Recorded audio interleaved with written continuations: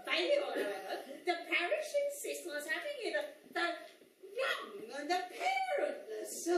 They're a perpetual stumbling block to the efficient management of an orphanage. And now, the latest government edict insists that we give them sustenance. Food! Food, I tell you. I myself are of the firm opinion that feeding children can only lead to them living longer and being a burden upon the nation. Feed them indeed. Whatever next? Turning to the ill and infirm? A ridiculous notion. It would lead to an enlightened system of health care in which the sick would be cured and thus enabled to take a full and productive role in society.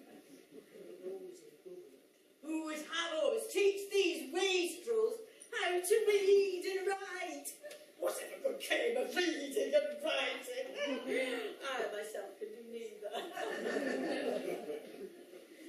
Well, we can only hope that one day this nation of ours will come to its senses and will elect a government that will do away with all this fatuous nonsense. Meanwhile, we'll just have to make do with that nice Mr. Goat. But Lady Wellmeaning, you have not come here today to listen to our silly, progressive, feminist views on politics. May I offer you a glass or two of sherry? Yes, you may not. I would prefer to precipitate my business here with expeditious alacrity. The company of common people disturbs me. Shame on us! Shame on us! We are your humble servants, and we do humbly apologise for our humble station in society. Now, please, pray do tell us the purpose of your gracious visit, Your Majesty. No, lady, I am a lady. I really do not understand why the lower orders cannot manage correct terms of address. Do you not own a copy of Debrett's? Now, you watch your tongue, Pitiless. We are at your service, your high orphange. I repeat, I am not royalty. Nothing so teutonically vulgar. The reason for my visit to this establishment is to ascertain whether there is a suitable person to accompany my niece, who is under my guardianship, on a visit to London to further her education.